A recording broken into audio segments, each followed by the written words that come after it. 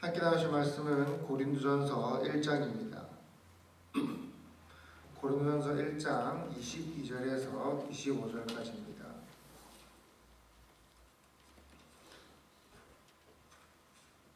고린도전서 1장 22절에서 25절까지입니다. 제가 읽겠습니다. 유대인은 표적을 구하고 헬라는 지혜를 찾으나 우리는 십자가에 못 박힌 그리스도를 전하니 유대인에게는 꺼리는 것이요 이방인에게는 미련한 것이로되 오직 부르심을 받은 자들에게는 유대인이나 헬라인이나 그리스도는 하나님의 능력이요 하나님의 지혜니라. 하나님의 어리석음이 사람보다 지혜롭고 하나님의 약하심이 사람보다 강하니라. 아멘. 모순이란 말을 여러분들 다 잘 아시리라 생각이 됩니다. 쉽게 말해 말이 되지 않는다라는 것입니다. 여러분들이 너무나도 잘 아시는 이야기가 있습니다. 시장에서 어떤 장사꾼이 있었습니다. 사람들이 모인 가운데 이 장사꾼은 날카로운 창을 꺼내어서 소리를 칩니다. 이 창은 어떤 방패든지 다 뚫을 수가 있습니다. 사람들은 그 창의 정교함에 놀라며 신기해합니다. 잠시 후 이 장사꾼은 창을 내려놓고 이제 방패를 듭니다. 그리고는 또한 소리칩니다. 이 방패는 어떤 견고한 무기든지 다 막아냅니다. 사람들 역시 또 놀라고 신기해합니다. 그런데 어떤 아이가 장사꾼에게 묻습니다. 그 방패에 그 창으로 찌르면 어떻게 되나요? 장사꾼은 당황해서 얼른 그 자리를 피해버리죠. 이야기가 하고 싶은 이야기가 뭐겠습니까? 말이 되지 않는다라는 것이죠. 따로 떼어 놓으면 그럴 법한데 그럴싸한데 두 이야기를 이제 하나로 합쳐 놓으면 말이 되지 않는다, 논리에 맞지 않는다라는 것입니다. 우리는 그리스도인입니다.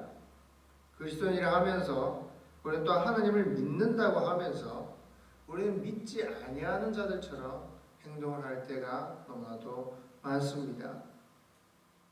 우리는 복음이 우리의 능력이다, 하나님만이 우리의 능력이다, 힘이다 라고 말은 하지만 복음 외에, 하나님 외에 너무나도 많은 것들을 우리는 의지하고 또 붙들고 살아갑니다. 주님이 인도하시는 길을 걸어가기를 원합니다. 그분께서 나에게 인도하여 주시옵소서 라고 기도를 하면서도 또 고난의 길은 거부합니다. 예수를 믿되 조금은 편하게, 예수를 믿되 사람들로부터 박수받고 사람들로부터 인정을 받으면서 신앙하려고 합니다. 이것은 그리스도인들이 모순된 삶을 원하는 것입니다. 그것이 모순되는 줄 알면서도 그렇게 살기를 원하는 것이죠.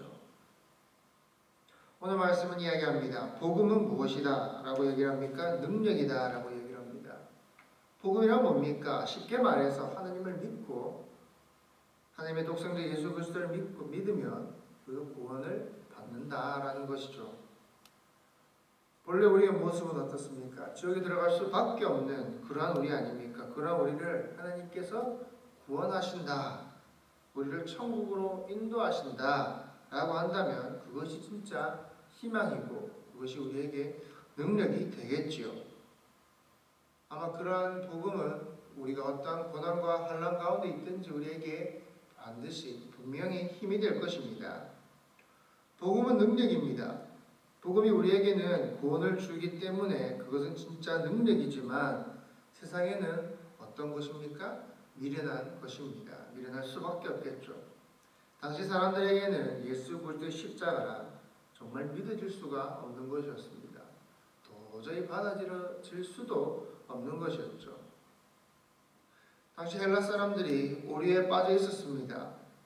복음을 알면 알수록, 공부하면 공부할수록, 지식적으로 이해하면 이해할수록 도저히 십자가가 이해되지 않는 것입니다.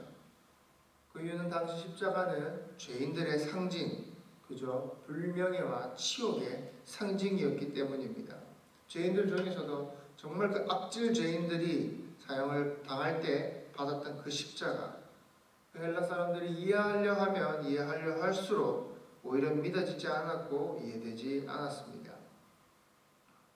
너무나도 신기한 건 무엇입니까? 우리는 그것이 믿어진다라는 것입니다.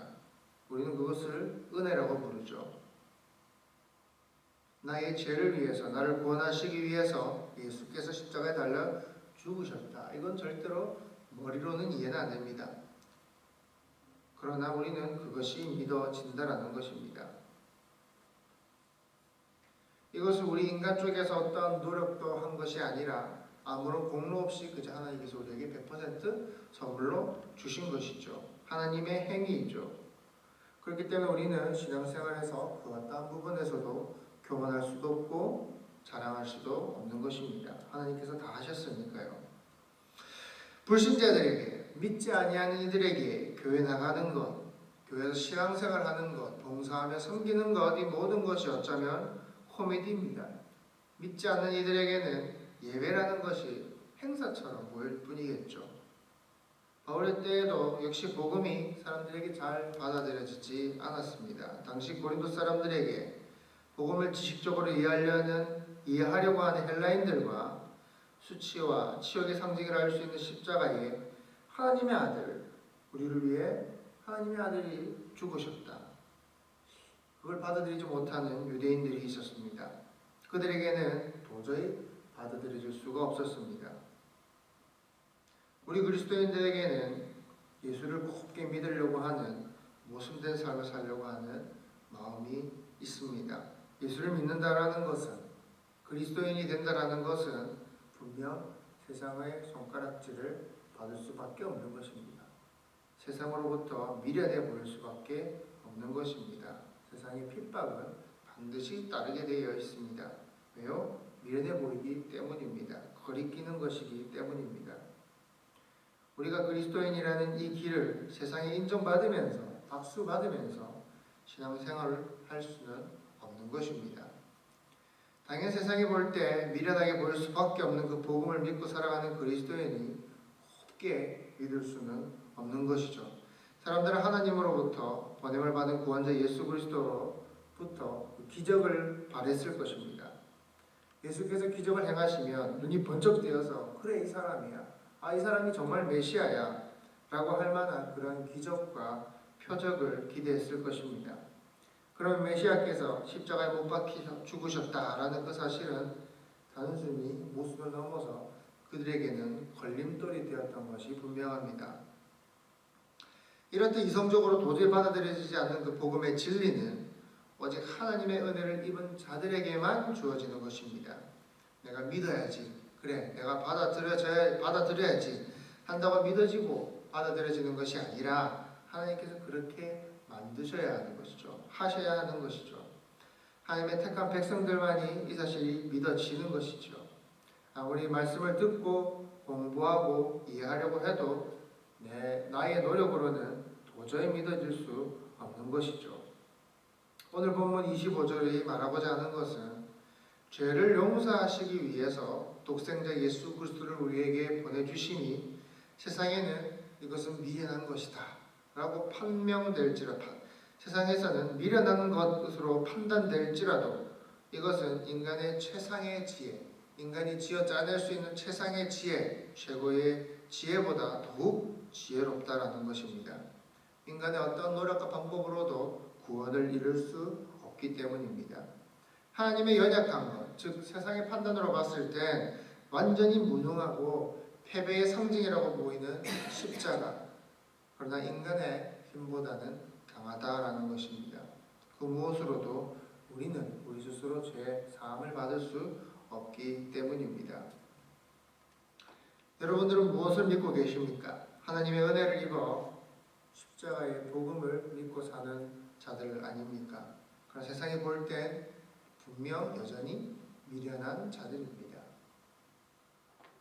어찌되었든 세상에 우리가 믿는 이 복음을 미련하다라고 생각하고 있는 이상 하나님께서 그들에게는 십자가의 복음의 진리가 믿어지는 믿음을 주시지 않는 이상 우리는 그들에게서 핍박받고 공격받고 멸시받을 수밖에 없는 것입니다. 그들로부터 바보처럼 보일 수밖에 없는 것입니다. 당시 고린도의 상황처럼 어딜 가든 어디서든 여러분의 신앙이, 여러분의 믿음이 반영받고 인정받지는 못할 것입니다. 그러나 우리는 그러한 상황을 언제나 감사하고 기뻐해야 할 것입니다. 기도하겠습니다. 사랑하는 아버지, 감사합니다. 우리에게는 그렇게 소중하고 우리에게 그렇게 기쁜 복음의 진리가 세상으로부터는 미련한 것으로, 세상으로부터는 거리끼는 것으로 보일 수밖에 없습니다. 아버지, 그리하여 우리가 가는 신앙의 길이 때로는 핍박과 멸시와 조롱을 받기 일쑤입니다. 그러나 하나님 이 길을 기뻐하게 하여 주시고 감사히 걸어가는 모든 주의 백성들 되게 하여 주시옵소서. 예수님 이름으로 기도합니다. 아멘. 시간 기도하실 때 주님 주신 그 길을 기뻐하며 감사하며 걸어가게 하여 주시옵소서. 함께 기도하시고